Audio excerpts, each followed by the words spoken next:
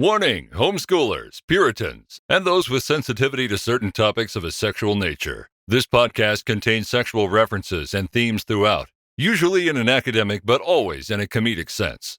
Please be advised and always remember, Jesus is watching.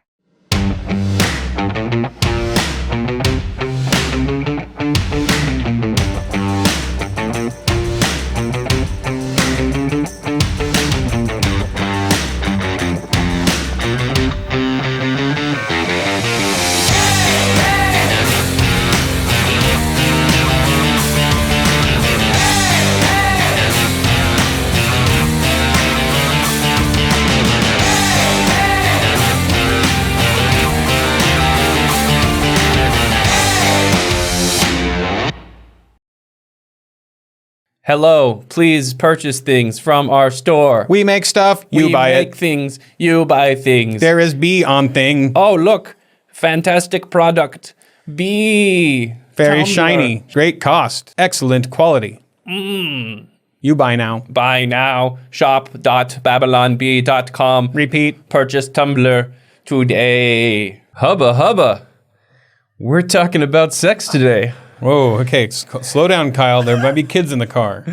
Hey, parents, homeschool parents, if your homeschoolers are listening, might not be the episode for you. If your kids still believe about the whole stork thing, let's just warning you, we are going to talk about the way babies are made a little bit, and then gender and stuff, and boys and girls. We're talking with we're going to say the word, just brace yourself, buckle your seatbelts, a sexpert.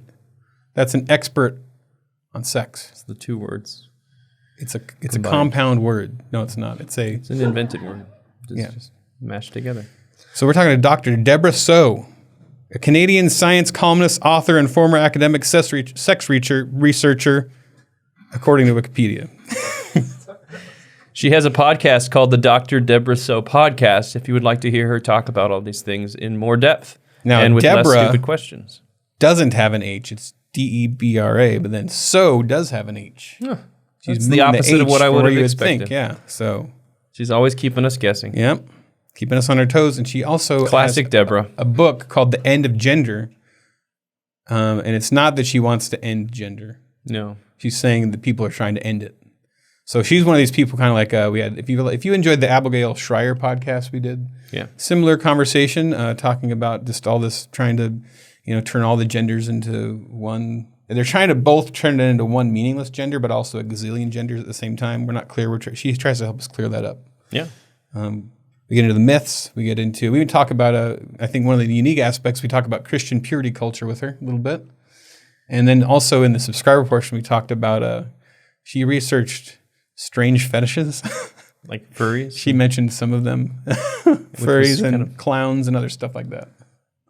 So it gets spicy. It's a little spicy. But you got to be a subscriber for that stuff. Yep. So here we go with Dr. Debra Soh.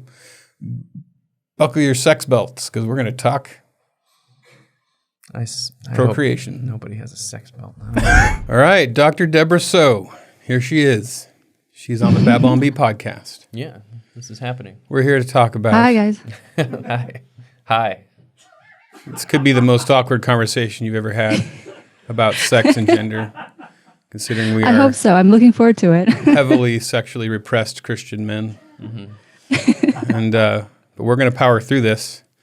And if these topics make you uncomfortable, maybe just skip, I don't know. Her? No, people listening. Oh, yeah. I think she's probably pretty comfortable. Like we had a guy recently email us because we had the word vagina in a joke. Yeah. And he said that the word vagina is pornography. Your thoughts, Debra? Do you think that's the word? You guys are going to probably be getting hundreds of emails after this conversation. Well, we thought about coming up with substitute words. Did we ever settle on? I know hoo-hoo is a good substitute for that one. You think hoo-hoo and porpoise? The hoo-hoo and the porpoise? I say cookie. Cookie? Cookie? Okay. We could go with cookie. All right. Joking aside, though, I will say one of the reasons why I will use words like vagina and penis is that I do think it's important for children, especially, to feel that they can speak openly, name their body parts, that there's no shame around that. And for adults too, obviously. And because especially in the case of a child, in terms of sexual health and protecting children. Heaven forbid anything is happening to them, they feel comfortable to tell adults about what's going on with them, and being able to talk about their body parts without any shame or embarrassment is an important part of that. She said penis. You're like that kid from Kindergarten Cop, all grown up. Pretty much, yeah. They don't. We have some young listeners here that are. Have you guys ever seen Kindergarten Cop? Oh, yeah, they don't know what you're talking about. Watch it. It's a classic. So, you recently put out an article, What's Driving Gen Z's Aversion to Sex? So, is Gen Z the most puritanical generation yet?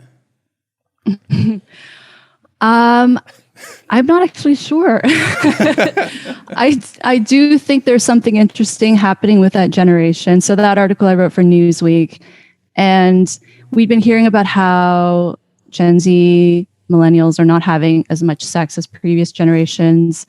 So I did a deep dive into the research literature, trying to understand what is really going on. I think it's a combination of things.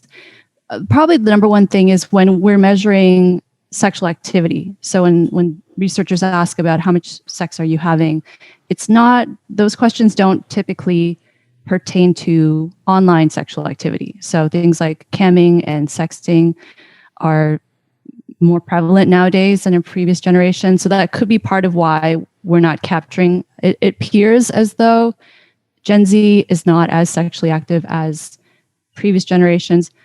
But I also think it's partially this shift in terms of the majority of social interactions are happening online for this generation.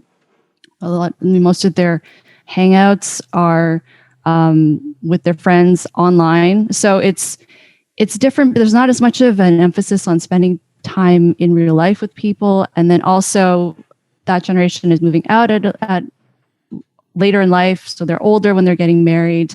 They're spending more time with their parents as well. I know there have been some concerns from other authors and researchers that this generation is being coddled. But I do think that there are a number of factors. So it's hard to say if they're really having less sex. I do think in some cases, because people are moving out later, and especially we're seeing this gap for young men in terms of educational attainment and employment, that can be playing a role as well, which is making it more difficult for them to date and have partners. But I do think it's an important topic to be talking about. So they're not like going out and buying purity rings in droves. I would have to check the numbers on that, but I don't think so. Sad. I was hopeful for Gen Z for a few minutes there, but what about committed relationships? Are those also in decline? Is marriage going down, or what's the correlation there? Well, people are marrying later, and my sense is that cohabitation is more popular now, probably a little bit more socially acceptable as well. So that does play a role, because married people, contrary to what most people would expect, married people actually do have more sex than unmarried people. Mm-hmm. And it would just intuitively also... Confirmed. Fist bump? Well, we're not married, but, we're married. Okay. Married to women. Yeah. It was weird to fist bump over that. I'm married to individual women that aren't the same woman. I'm happy for you. Just so in case she doesn't know what religion we are. Yeah. And then also, obviously living at home makes it more difficult for people to be having sex. Right. Oh, living with their parents. Their parents are there. It's always awkward. Put the sock on the door handle. You put the sock on the door? You put the sock on the door handle. It means don't come in. I didn't know that. I thought that was more of like a fraternity thing. I didn't know that people did that with their parents. I don't think they do, no. If your parents I've only seen it in frat movies. I don't parents. know. I went to a Christian college. I've only seen that in movies. So you put the Song of Solomon on the door. What? So, yeah, I mean, I don't know how to expound into this too much, but because there's this weird thing where, like, on one hand, you want, kids not having a lot of sex. You'd rather they kind of matured, but it feels like... Well, we do. We don't know if she wants kids not having sex. Yeah, but I mean, you want them to mature, but it feels like it's the opposite that's happening. They're maturing slower. Well, so I would say definitely in terms of, definitely not kids. I don't want kids having sex. I think adults, consensual sex, go at it.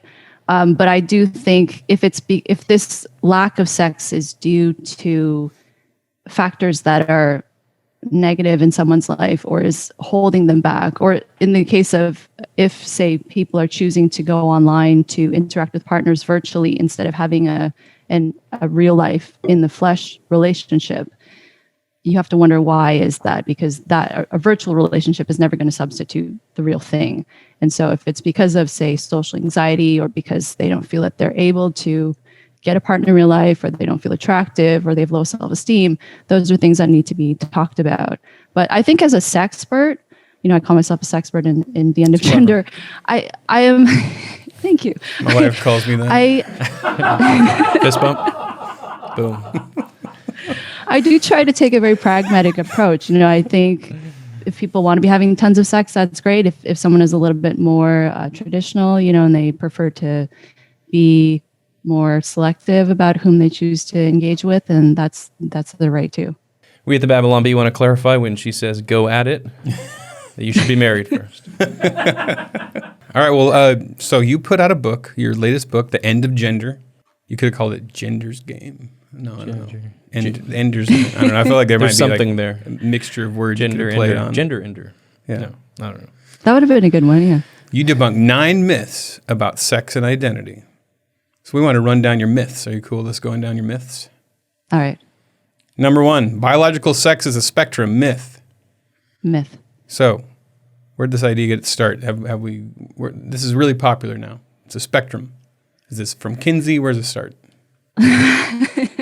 So I wanted to say with the title, when people hear the end of gender, usually they think I'm referring to some sort of super far left extreme progressive idea that gender is not tethered to biology, or like that it's bait and based switch. purely in self-identification. And so that's not at all what I'm saying. I'm saying when I chose that title, I was referring to this idea that we can't understand gender accurately anymore because of all the misinformation and science denial.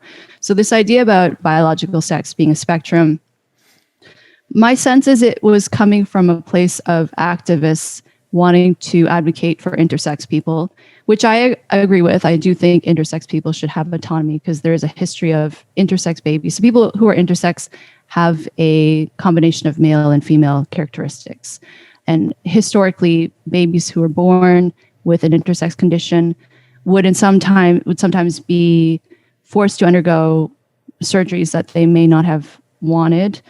So I do think bodily autonomy is very important for these children, but I don't think we have to pretend that sex is a spectrum in order to facilitate that. It's part of a larger movement to basically rewrite anything that currently exists in our culture, to deny science.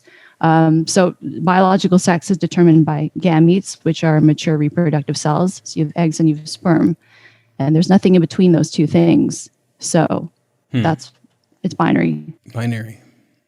Mm-hmm. Sounds hateful. Her word, not ours. Yeah, sounds very hateful.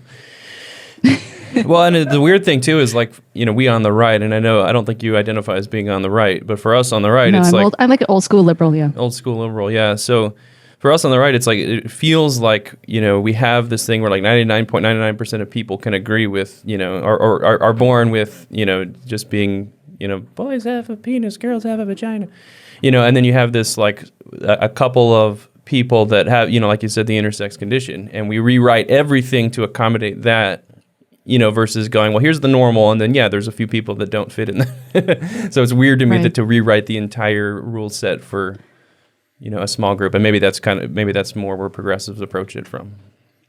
Right. I mean, I think it's good to be empathic, but in some cases, it, like you said, I think it just goes too far. And I don't even know if that is about empathy at this point. I really think it's about these activists having a very particular ideology, and they just hate everything that currently exists. So they're just trying to tear that down. If it were the case that, say, biological sex were, or say, another myth in the book is that gender is a spectrum. So this idea that there are more than two genders, say the cultural norm, or say science did show that there were hundreds or millions of genders, these people would be then saying, well, there are only two.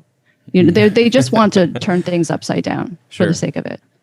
Yeah, it feels like another way of saying gender or sex is whatever you want it to be, which is, that seems to be at root the philosophy is you create your own truth.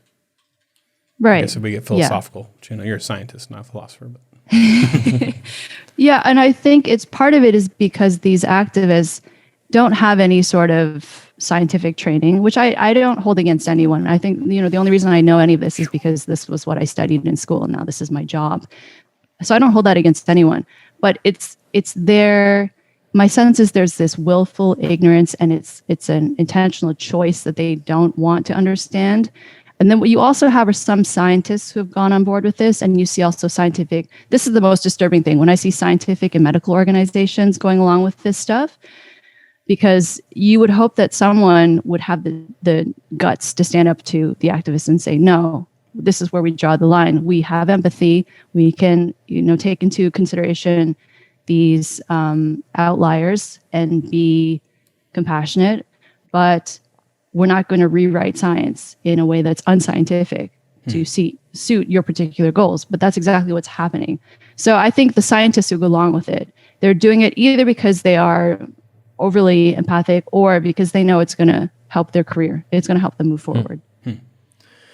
Myth number 2, gender is a social construct. It seems like if you combine number 1, that it's biological sex is a spectrum, then to combine that with this, that would seem to be saying that biological social constructs are a spectrum. Right. It goes hand in hand. Okay. But if it's a social construct, then yeah, it's a spectrum. But then why is it even, it's whatever, right? At that point, it's whatever. Science. This one was, I feel, the original myth that started all of everything that we're seeing. This idea that gender, whether you're masculine or feminine is due to societal influence.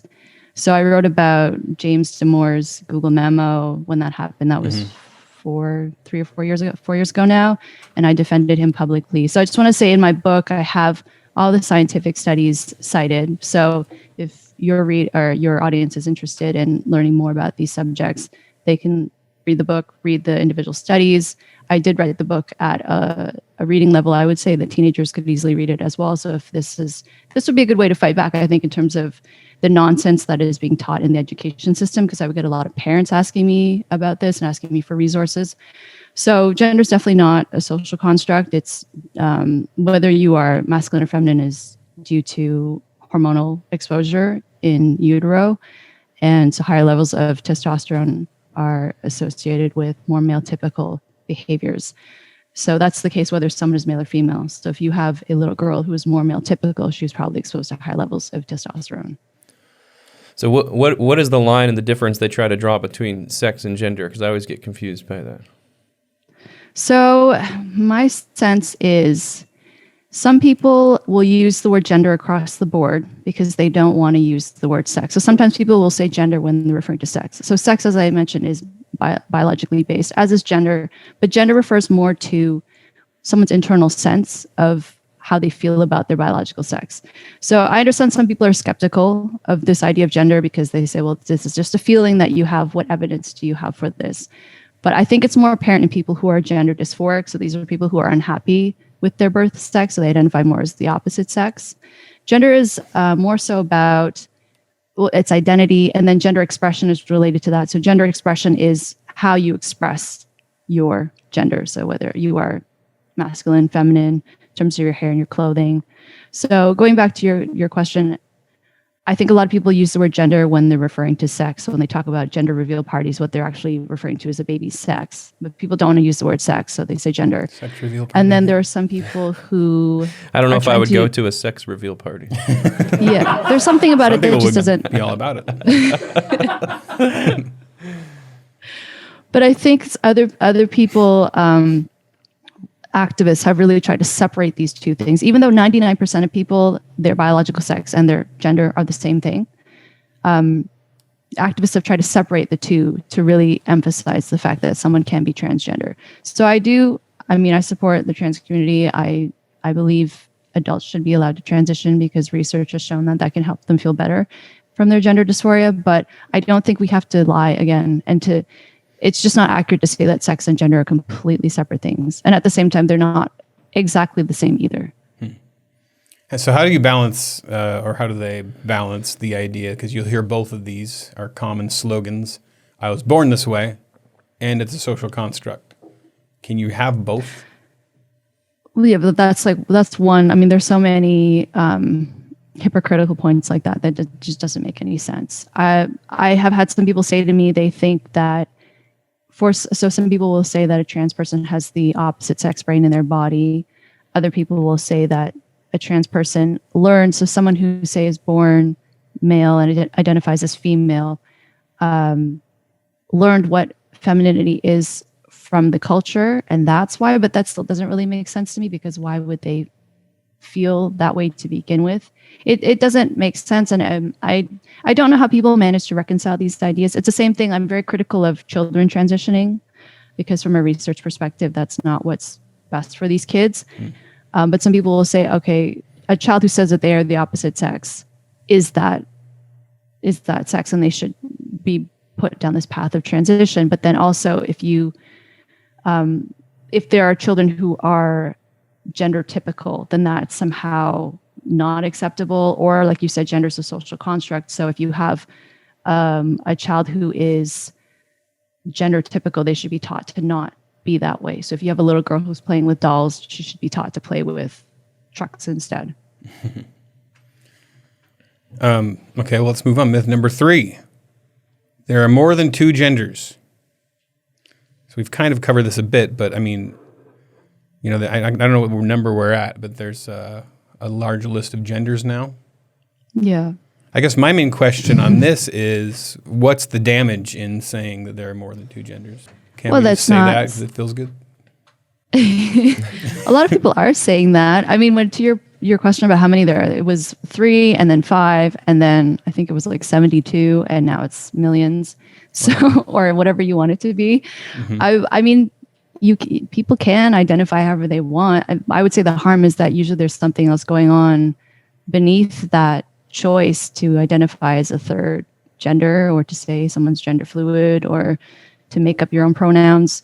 And if we're not talking about that, then that's doing a disservice to the individual. So I think it depends, especially for young people, I would say teenagers who are figuring out who they are.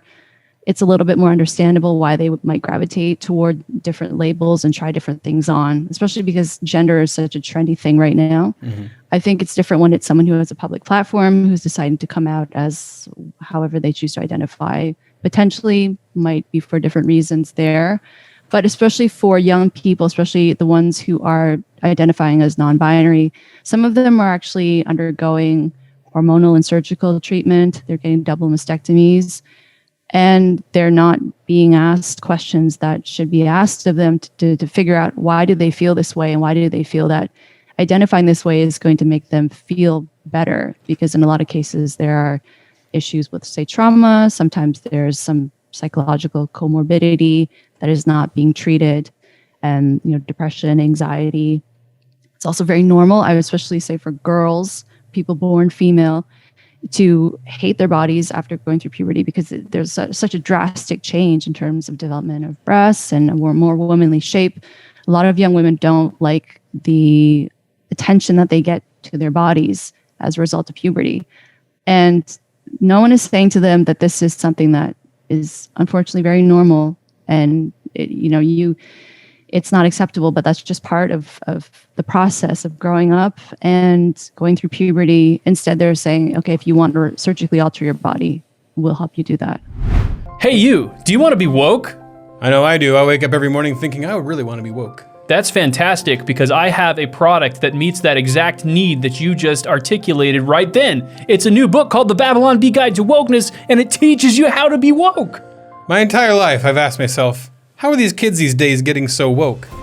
And I know that there's got to be an instruction book out there, but there isn't until now. Now there is, because this book teaches you how to be woke so you won't get canceled, so Twitter mobs won't come after you and ruin your life. You get to know how to choose your pronouns, your gender.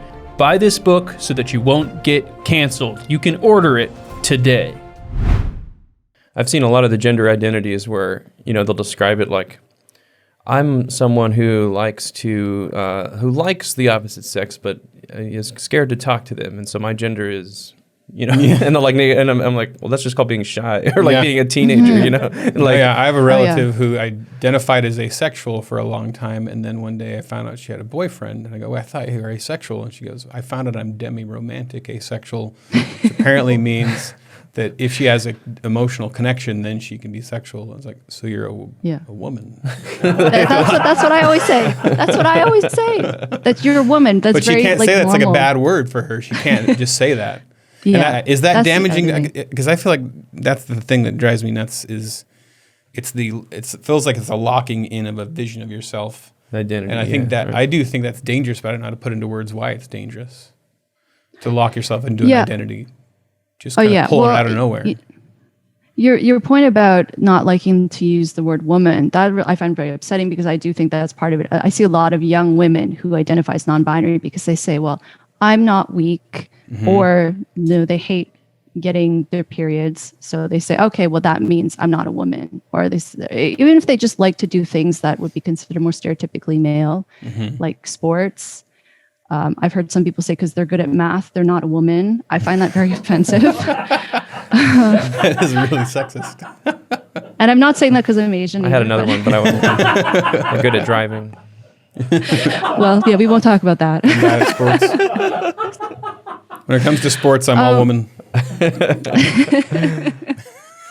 But yeah, in terms of identity too, because if you're still figuring out who you are, I would say it's one thing if someone goes through all of like a good assessment with a mental health professional and they determine that this is what's right for them, I would feel a little bit less uneasy about it. But those questions are not being asked, and there are all sorts of obstacles and laws that are coming into place now that are really forbidding these conversations from happening. I'm pitching a headline. Oh, he's got an idea. All right, I'll take next myth.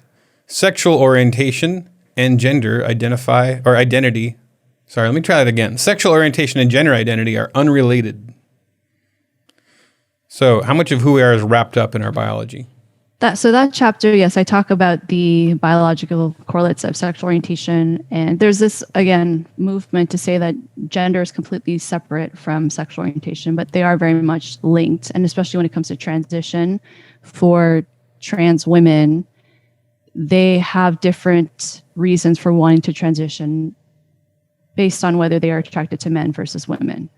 So I'm not sure how much of that I should go into, but that's basically I'm speaking to the fact that there are differences in terms of the ideology behind transitioning. And again, I think my sense is it's so weird because in the past, activists would say, for myself, I'm very much in favor of gay rights, and I would see activists in the past saying gay people were born this way, which the research does support. And so now what people are saying is sexual orientation is a choice, which is very odd to me, because if it's a choice, then doesn't that not say that gay people should be able to choose differently for themselves? Which I think whomever you're attracted to, that's your business. I don't judge anybody, whatever they choose to, whoever they want to be with. But it's very weird because it just none of this ideology makes sense. And it's very contradictory. And it's not ultimately going to help people who are struggling. So say this push for transitioning, anyone nowadays who feels like they're questioning their gender is told that they should transition. So if we're not talking about the real reasons why, it's not going to help them in the end. Well, that takes us to number 5, which is children with gender dysphoria should transition. And it's kind of what you're talking about there a little bit, but obviously related with children. But like that, as soon as they feel like they have any weirdness, like I'm not really comfortable in my body, which is just growing up in my view. And it's like immediately take them to the surgeon. Yeah, up till I was like 5 or 6, 8, I only liked girl cartoons. Partly that was my mom shielding me from like He-Man and stuff. It was when I discovered Ninja Turtles that I suddenly discovered I did have testicles. But up until then, it was all My Little Pony and stuff. But all my friends were girls. So would I have gotten surgery if I was in the wrong environment? Nowadays, who knows? I mean, Maybe. if your mom, the things I see and hear are very, very concerning. And in some cases, you have kids who are even mildly gender atypical. Like in some cases, they may not even be, but it's the parents who are projecting their own politics or their own views on their kids. I think in the best case scenario, it's a child who is gender non-conforming. So maybe they like playing with the toys that are associated with the opposite sex. And they experience a lot of distress at the fact that they aren't the opposite sex. But from a research perspective, it's better to wait until these kids hit puberty and then decide whether that's something that they want to consider. But what you see now is I've heard of kids as young as age 3 going to gender clinics and socially transitioning. So they will basically take on a new name, be referred to as the opposite sex, or now what you also see is some kids decide, the kids don't decide to be non-binary, the parents will say you can be non-binary, and so there are children who are non-binary, which again, it just blows my mind. But this whole area is very upsetting because children don't know, right? And it really should be the medical and psychological professionals who are asking these questions, but you can't ask those questions anymore. So, yes, I had a question, I lost it. That happens sometimes. Yeah. Were you saying so, like Debra Soh? You've never heard that one before? Never. Yeah, I'm like thinking, you have something? I have something that's gone. I got nothing. Let's go on to myth number 6. On, yeah. That's okay. Myth number 6. No difference exists between trans women and women who were born women. Well, one difference exists. The word trans is right there. It's more syllables. But other than that, do other differences exist? I mean, you see people saying now that, and again, I fully support trans adults, but you see people saying that trans women are biologically female, which is just not accurately true. And as you said, if they're transgender, by virtue of being transgender, it means that there is some difference there. I don't think that those differences should be used to justify discrimination against trans people. I think that's a more important conversation to be having. But what you'll see is, I mean, this extends to women's spaces, sports, prisons even, language, as we see with words like bodies with vaginas. Well, there's the word vagina again. And we are bleeping all instances, by the way. I just don't think we have to do that in order to be respectful of trans people.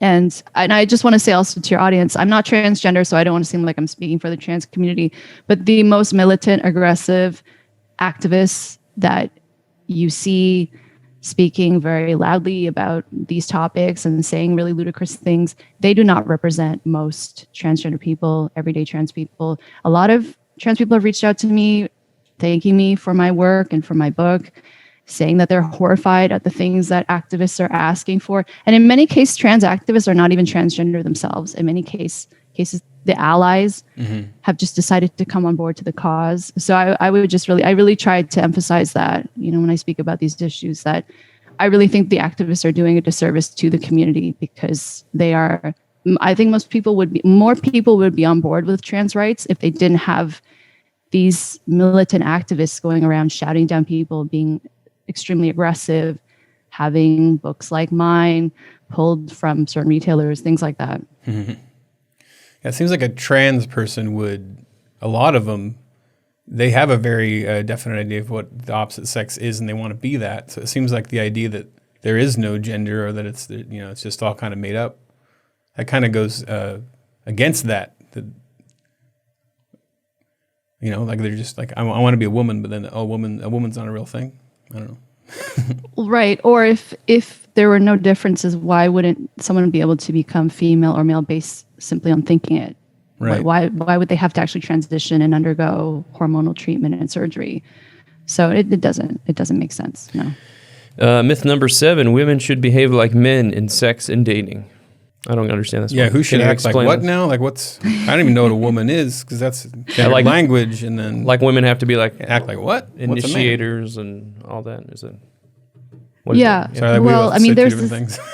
I feel like I probably don't need to explain this to you guys in your audience, but definitely there's this trend for there's this push for women to behave like men when it comes to, say, courtship. So I was getting a lot of messages from young women who would say to me that they are engaging in casual sex. They're trying to go about courtship and dating like men, and they weren't happy. And they said, I don't understand why this isn't working. And if you know anything about the scientific research or any understanding of male and female sexual behavior, Or if you read the Bible. Go on. well, as a scientist, I'll draw from the scientific research. But yeah, I mean, I think just intuitively, people know that there are differences. I mean, it's considered hateful to say that there are differences between men and women, or that men and women should behave in different ways when it comes to sex and dating. I do understand why there's this push for equality in that way, because I don't think it's fair for women to be held to a different standard than men, say. But I don't think it benefits women or men to lie and say, you guys are exactly the same, and just, you should. I'm sure, again, for your audience, I probably don't have to explain this, but for women, evolutionarily, and also just from a biological perspective, pregnancy means that sex is a great investment. So it makes sense why it actually benefits women to be more selective in terms of their partners and to be less interested in casual sex, and to also get attached to their partners after sex. Whereas for men, that's not the case. So for young women, again, I say, if you want to have casual sex, that's your business. But if you don't enjoy it, then that's okay too. And you shouldn't feel like there's something wrong with you. So that was really the purpose of that chapter. But it also just speaks to, I think, the wider trend of this denial of there being sex differences. And I think it's really harmful, because then you have this weird, my sense is, in terms of, say, Gen Z, in terms of their dating culture, just, it's a complete mess, because they don't understand why they're not happy, and that having particular roles in dating isn't necessarily sexist or regressive. Yeah, it seems like men are held to a lower standard, and it seems like the proposed solution is that women should be held to the same low standard. It'd be better to hold men to a higher standard. Like the one in the Bible. But if you're going to say men are really not needed and they're optional or whatever, they're not that important, or then you kind of have to stick with it, I guess. Can we bleep when she said evolutionary? Yeah, evolution. Evolutionarily. No. Myth number 8. Number 8. Okay, myth number 8. Gender neutral parenting works.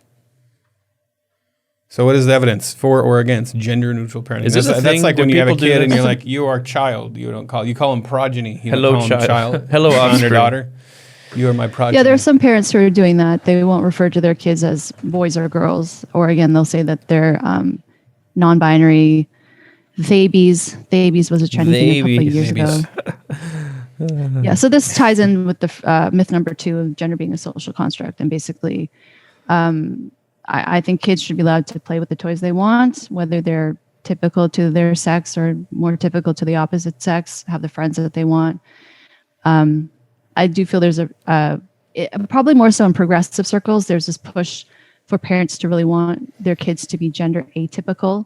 So as I mentioned, if there's a little girl who is playing with dolls, they really frown on that, and they want her to play with boys' toys. And to some extent, though, they want their sons to be a little bit more, let's say, less masculine. Mm-hmm. So that chapter is really just speaking to the science behind why boys and girls tend to behave in certain ways. And you, as a parent, it's good to obviously want the best for your kids, but you probably have less say than you think.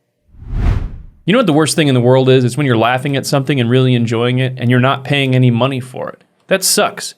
You feel really guilty. You're like, man, there's all these people that are like giving their lives to making this stuff, and that's their whole job, and I didn't even give them any money for it. Now you can give us money. You can become a Babylon Bee subscriber and ease that guilty conscience. Go to babylonbee.com/plans, and for a limited time, you can insert the promo code podcast, and you get 10% off. It's not 7%, it's not 8%, it's not 9%, it's not 11%, it's not 12%. It is 10% off your subscription. So go to babylonbee.com/plans and subscribe. That's what enables us to continue making all the amazing content that you enjoy 24/7 right into your brain. So, like, So, like, because you have, I don't know, I'm just curious if there's any research on this. Like I know a lesbian couple that's having a kid, and one of them is a very close friend of ours. We love her, and I know she's going to be an amazing mother. But I can't help but wonder what the kid's gonna figure out that it has a father out there, and it feels like we have to just say like that. You never needed a father. You never needed a male figure in your life. And that's what rubs me wrong in that issue, the idea that a father's that optional and that it just doesn't matter. And so I guess my question is there any evidence for or against that, or it feels more complicated than people make it really simple, and they just go, it's great. They're having a kid. And there's some aspects which, yeah, like I said, she's going to be a great mother, but there's a truth there that sperm came from some guy. And I know that adopted children grow up with a feeling of like, who am I and who did I come from? And are people not entitled to know that? I don't know. Yeah. And I think I understand why there's a real reluctance to talk about that side of things, because seems mean. Pardon? Seems mean, right? To even bring it up, right? Right. It can feel insensitive, I would say. And I think also because to some extent, I think it's partially what activists have been pushing with a particular narrative, but also it in some cases, what can you really do? Although I would say, I do get a lot of questions from gay couples who are thinking of adopting or having children. And they were saying, how can I have, say for a gay male couple, how can I have a female figure in the child's life if there's no mother? But I would say if that's a concern, you can definitely have other people in the child's life who may not be their biological parent, but can still be a positive role model for them. There's definitely nothing stopping someone from doing that. So I guess it really is up to the parents. And as you said, you don't want to be potentially insensitive or have them feel that they're being disrespected. But if that is a concern, I think it's more important that there are loving adults who are raising that child. And if you feel it's important to have, say if you're a lesbian couple to have a male influence, or if you're a gay couple and have a female influence, I don't see why you can't have friends or other family members around. Right. Final myth. Sexology and social justice make good bedfellows. So shouldn't social justice just jump in bed with everyone? Who's, it's a promiscuous movement. And what's wrong with them being part of stuff? You always looked at me. That's the good guys. You always looked at me for support, like, eh? Yeah, what do you think of that? And I just turn away. I do. So I used to very much be in favor of social justice, but my issue is when they start to intimidate people who actually know what they're talking about and are given more attention and more validity than people who actually know what they're talking about. So that chapter is about cancel culture and academia, and just how legitimate scientists and researchers who are trying to do good work and understand gender are having their work pulled. They are being attacked and harassed. In some cases, the activists really try to destroy not just their professional reputation, but also their personal reputation. So this is really what has led us to where we are currently, because a lot of people in the field are terrified to say anything that's going to upset the activists. And so yeah, that's basically what that chapter is about. All right. Well, viewers, I never know what we're talking to. Viewers, listeners, whatever Whatever you are. Check out the book, because this is pretty cool, and she does. Yeah, that wasn't the whole book, because she goes deeper in the book. Deeper dive into the end of gender with all these myths. Oh yeah, what's the most important myth? The most dangerous myth? Which is the greatest? If you of could the pick myths. your favorite. I don't know that there's one that's the most dangerous. I would just say over. It's like picking a favorite child. There's no right answer to that. I have a favorite. I would just say overall, for anyone who has been watching this madness unfold and is skeptical, because the biggest, I would say in terms of the feedback I've gotten for the book, people say, I don't understand why people say you're hateful. It's such a compassionate, reasonable book. And a lot of people say, like, I knew it. I knew none of this stuff made sense, but they were telling me that the newest science is saying this, so I was trying to go along with it. things like having to put your pronouns in your email signatures at work, having to accept these bizarre Zzier, however many there are. And, like this is affecting people in their day-to-day lives. It doesn't matter where you work. It doesn't matter what your hobbies are. It's really insane to me. So just for anyone who is watching and or listening and is skeptical, just know that you're not alone. All right. Well, hey, we want to talk about purity culture. Do you want to talk about purity culture? I do. Promise rings. Cool, because we do Jonas too. Brothers, right? I think they're into that. The Jonas Brothers? Yeah, they have like promise rings or something like that. I don't know. And that's not I thought that was your generation. Yeah, they were. Jonas Oh. Brothers was a little past my time. Okay, so Patrick knows. Yeah. I was like NSYNC, Backstreet Boys. Okay. I mean, I wasn't into them, but Yeah, that was the era. that was the era. Yeah, I was New Kids on the Block. So Yeah. Right. yeah. So what? Okay. So for one thing, you found yourself being embraced by conservatives, just because you talk truthfully about gender and stuff, and in that aspect, we're kind of in the same battle. Have you had run-ins with the puritanical police or anything, or is anybody rejecting you or getting upset or On the right? on the right? I'm sure. Well, one, I want to thank you for having me on your show, because I'm sure we don't agree about everything, but I appreciate that you were willing to still have me on and have the discussion. I think that's very important. Sorry, I appreciate that. Boom, fist bump. I would I would fist bump you through the screen. My sense is that, I wrote in the book, I met a pastor at one of my events, and he came and shook my hand and said, I never thought I would be shaking a sex columnist's hand. Here I am. And I think that really speaks to something. It's very special, my book was reviewed by a Christian magazine this month, and I posted on social media and said, I never in a million years thought my work would be featured in a Christian magazine. And I just appreciate that people on the right, religious people, have been willing to give me a chance, even knowing that we don't agree about everything. So, sure, there are things I've said that probably that some people may not love, but I feel my role as a scientist is just to be as honest as possible about what the science shows. And science, especially when it comes to human sexuality, is very considered controversial. It's not science, even when you look outside of human sexuality, is not going to please everybody. And if it is pleasing one side of the political aisle, that's not a true scientist, because there's no way that would happen. It's trying to understand human behavior. Anything in the world is very complex, and it's going to offend potentially a lot of people. It doesn't matter what your particular values are.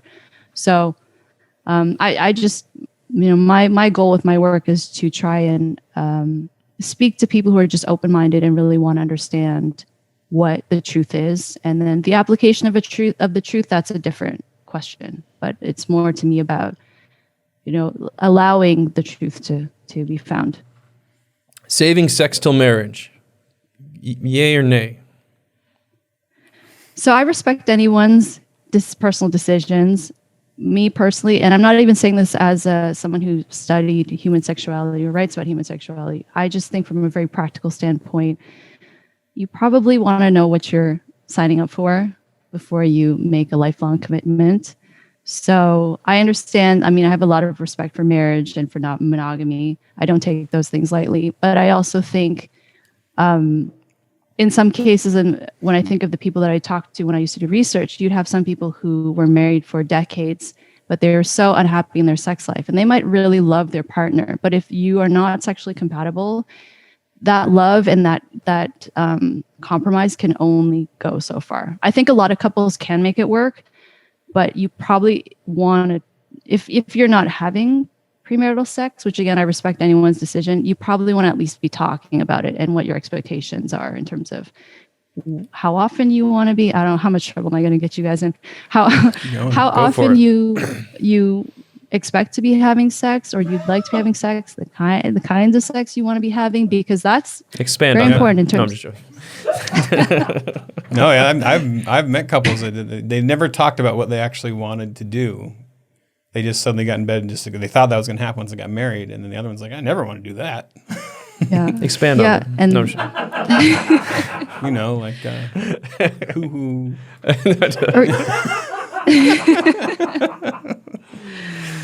I mean, So- there are We need little action videos. figures. We Yeah. can describe them.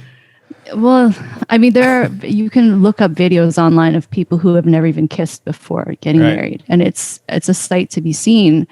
And I'm not trying to make fun of them, but I mean, that's if you it's like anything. If you've never done it, and especially if you're trying to have, even for people who are, I would say sexually experienced, the first time they're with a new partner, it's going to be awkward. It just inevitably is. And so you want to be prepared for that. So I just think from a practical standpoint, you might want to know. So, I mean, I think you've kind of already answered this, but, you know, we tend to know what the issues people run into if they're sexually promiscuous. But what are some issues that people run into that are very sexually conservative? It doesn't get talked about much. Let me see. Besides that point of, say, getting into a Just marriage, not knowing what you're getting into, yeah. and not knowing what you're getting into, I would say the shame that comes from even having sex within a monogamous, committed relationship or marriage. I would talk to a lot of people who were married who they would feel dirty after having sex, or they would feel like it was just something that they should feel guilty about, which I don't think people should. I don't think there's anything wrong. I mean, it's a very beautiful thing, I think. What else would I say? Oh, I would, okay. I appreciate how open-minded you guys have been. I would say the conversation about pornography, because maybe someone in your audience will have seen me talk about porn somewhere else and be upset with me. I would just say with pornography, it's very natural for human beings to want to see other people or fantasize about other people. That's just part of human sexuality, especially for men. Men, sexual novelty and sexual variety are probably more Legendary. It's more common among men on average than women, because I'll say the bad word again, from an evolutionary perspective. Bleep that. It makes sense. Men are going to want to spread their seed. So Bleep that. I'm just kidding. So, I think sometimes people can feel guilty about that. They feel that if they're in a monogamous relationship or they're with one person with their partner, that they should only have eyes for that partner. And I say how you feel and your nature and what you do are two different things. So I think infidelity is wrong, cheating and lying to your partner is wrong, but it's very natural to feel attracted to other people or to find other people attractive or to even want to potentially engage with other people. But it's just, as long as you don't do it, that's okay. I think sometimes people can be very hard on themselves, and they think if they're even having thoughts about other people, that means they've done something really terrible, that they don't love their spouse, and that's not true. That's what Jesus said, though. I'm going to Jesus juke Dr. Debra Soh. But I think, yeah, I mean, kind of what we talked about with social justice stuff or the woke stuff, is denying truths. And I think that the cultural Christianity and many puritanical cultures have their own guilt in denying truths. Adding a huge heap of shame on top of sex really sets people up to fail, I think.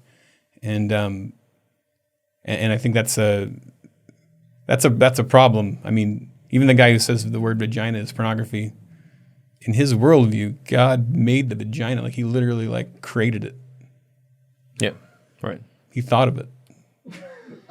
God did. Like, yeah, I don't know what the concept art was like, but very curious what he ended up. I don't know. We're going to move into our subscriber lounge now, where we're going to talk about some more stuff. Yeah, we're going to dive into, we're going to ask her about what she thought about the whole Dave Chappelle thing, misconceptions about sex on both sides. Furries. Furries, we're going to get into furries. And we'll ask her about some of these non-gendered terms that are going around, like front hole and nibblings. You ever heard of nibblings? We're going to find out. We're going to find out. And then we're going to ask her the 10 questions. And the 10 questions. So let's do it. Coming up next for Babylon Bee subscribers. So have you heard anything on this Dave Chappelle transgender joke? I was amazed at... What are some of the strangest paraphilias you've studied? Furries. Let's talk about Do furries. yeah. Enjoying this hard-hitting interview? Become a Babylon Bee subscriber to hear the rest of this conversation. Go to babylonbee.com/plans for full-length, ad-free podcasts. Kyle and Ethan would like to thank Seth Dillon for paying the bills, Adam Ford for creating their job, the other writers for tirelessly pitching headlines, the subscribers, and you, the listener. Until next time, this is Dave D'Andrea, the voice of the Babylon Bee.